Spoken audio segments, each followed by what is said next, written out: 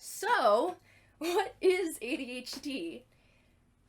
Before I start, I'm going to attempt to describe ADHD to you in a couple minutes, but these are just the first steps into the ocean, and so please don't think that just by taking a couple steps into the ocean on the beach, you now know all the fish and all the sharks and all the whales that swim around miles and miles out. I'm still learning about ADHD myself. So this is like your Cliff Notes for the Cliff Notes version of ADHD, what I've gathered in the past 2 years. And so read, learn about it, listen to things, get legit information that is real. Because there's a lot of not good information out there.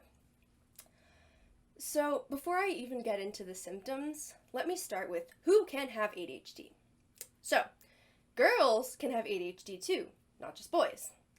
Children aren't the only ones with ADHD. Adults have ADHD too, like me.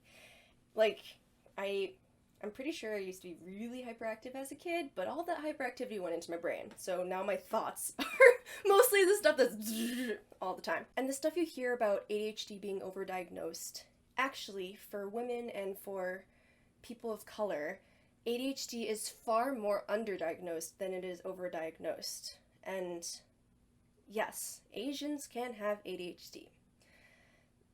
The model minority myth is false. We're not all math whizzes, and believe it or not, some of us have real, legit struggles in school and in life. So, the name of ADHD, Attention Deficit Hyperactivity Disorder.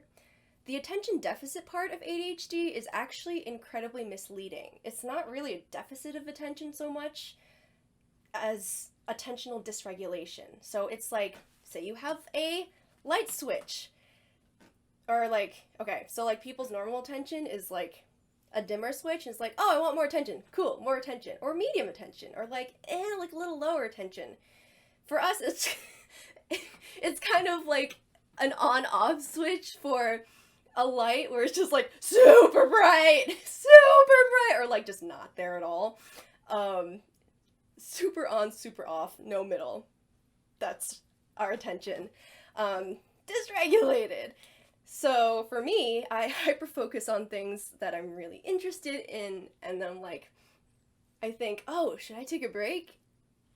And then nothing happens, and I end up sitting there for like 3 hours straight, and I don't go to the bathroom, and I don't eat a snack even though I'm hungry, and all sorts of stuff, and I literally did this with this video script, so yeah, fun. Or someone else with ADHD might only be able to focus for 5 minutes at a time.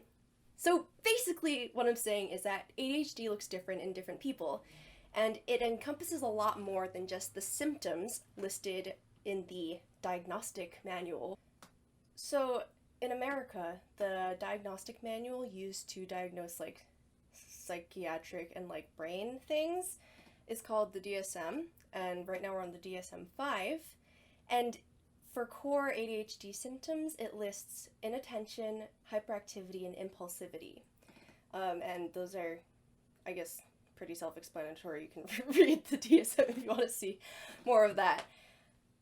There are also 3 presentations of ADHD that can shift over time. You have primarily inattentive, primarily hyperactive, impulsive, and the combined presentation, which is a combination of both. I personally have the combined presentation, so I have like a smattering of all the things, like being distracted or hyperactive and impulsive. What the DSM doesn't list, but are still core parts of ADHD, center around impaired self-regulation. So you have executive dysfunction, which is difficulty with planning, organizing, problem solving, meeting goals, starting tasks, continuing tasks, finishing tasks, and self-monitoring, that sort of thing.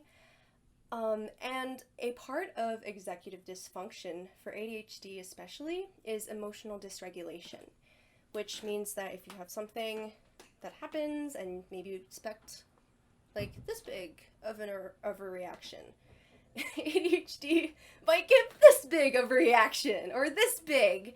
It's like a lot of excitement about something exciting, or like really angry about something that makes you angry, or really happy, or really upset, just big emotions. big, intense emotions. And there's also time blindness, which, I mean, no idea what time it is. Like, I wear a watch, and if I don't look at it, which sometimes I really don't, no idea. It makes time management challenging.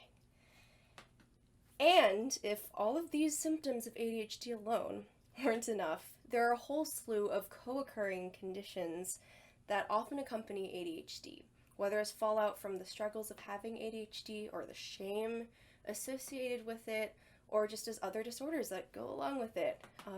And all these things can happen in children and adults.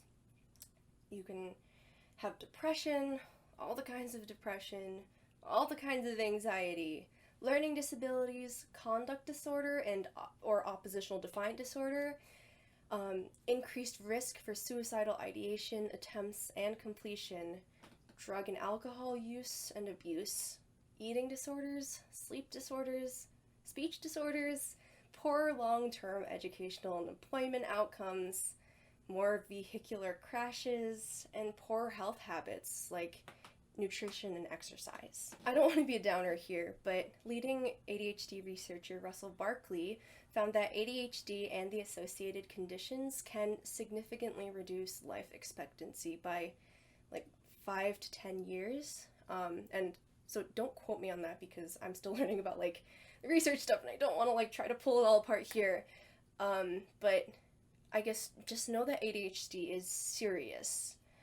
And also, fun fact, ADHD is actually one of the most well-researched conditions. So, like, just go Google the research. It exists. It really exists. So that's ADHD and what it is. So when people say, oh, I'm just a little ADD today, or when I say I have ADHD, ask me, how can you have ADHD? They minimize and trivialize what is a legitimate, chronic, and serious condition.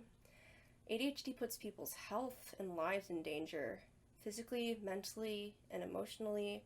So making light of ADHD or assuming that you know who has and doesn't have it by the way they act hurts people who live with ADHD on a daily basis. And that's a lot of people.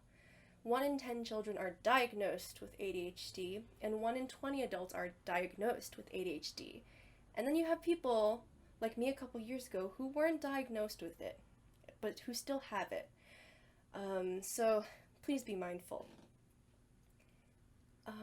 So yeah, ADHD is real and serious, but no, it doesn't mean that you are broken or hopeless or just have to work harder if you have ADHD. That's what society wants you to think. But there are actually a ton of things you can do to live better with ADHD. And the best treatment approach to ADHD is actually a multifaceted one, because ADHD affects like everything in life. So for me, my ADHD journey is ongoing and long-term, and that's okay because it really does work. Unlike so many things I tried before, I knew I had ADHD that just did not work at all. And it's been a relief to find all these things that work and can ease some of my ADHD struggles. So I use a bunch of routines and systems that work for my ADHD brain. I use timers, I write everything down, I keep things as simple and easy as possible. I have a regular bedtime and I keep close tabs on it because sleep is hard. I take stimulant medication to ease distraction and unhealthy hyperfocus during the day so I can get my work done sanely. It also helps with emotional dysregulation, actually. I go to therapy to work on emotional dysregulation stuff, ADHD stress, and co-occurring anxiety and depression. There's ADHD coaching to help with like other like more practical things. So there's just this whole world of help and self-discovery and growth out there, and for me it's just been really worth it. I'm learning to take care of myself and I'm becoming more comfortable with being the real me, ADHD and all. And the thing is that all this is impossible to do if you don't know what ADHD is, or that you have ADHD, or that ADHD can be helped. So yeah, I'm telling you now.